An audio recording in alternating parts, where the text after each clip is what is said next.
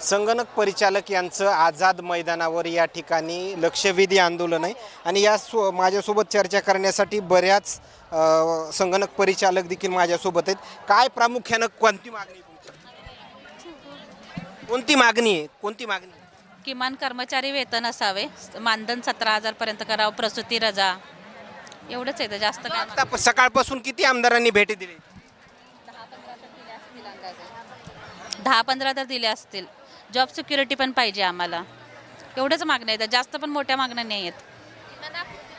किती वर्ष झालं तुम्ही ह्या मागण्या ज्या आहेत ते लावून धरलेल्या आहेत? की 14 वर्ष होत आले. तरी मागण्या मान्य होत नाही.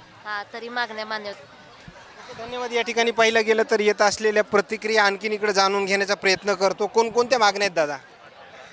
तर संगणक परिचालकांना सुधारित आकृतीबंधानुसार ग्रामपंचायत स्तरावर कर्मचारी दर्जा व किमान वेतन देणे, संगणक परिचालकांना कर्मचारी दर्जा व किमान वेतन मिळेपर्यंत शासन निधीमधून मासिक 17,000 रुपये मानधन देणे अशा प्रकारच्या, आणि जॉब सिक्युरिटी पण शासनानं आम्हाला द्यावं, ही या 3 मागण्या आमच्या आहेत. जे आमदार या ठिकाणी येऊन तुम्हाला भेट देतात ते नक्की म्हणतायत का किंवा या अर्थसंकल्पीय अधिवेशनामध्ये आम्ही तुमची लक्षवेधी मांडू म्हणून?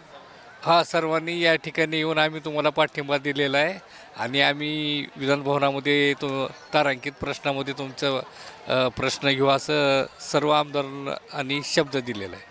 ओके, धन्यवाद. या ठिकाणी पाहिलं गेलं तर येत असलेले प्रतिक्रिया मात्र मोठ्या प्रमाणामध्ये हे संगणक परिचालक जे आहेत ते आझाद मैदानावर या ठिकाणी एक दिवसीय लक्षणीय आंदोलन जे आहे ते यांचं या ठिकाणी सुरू आहे.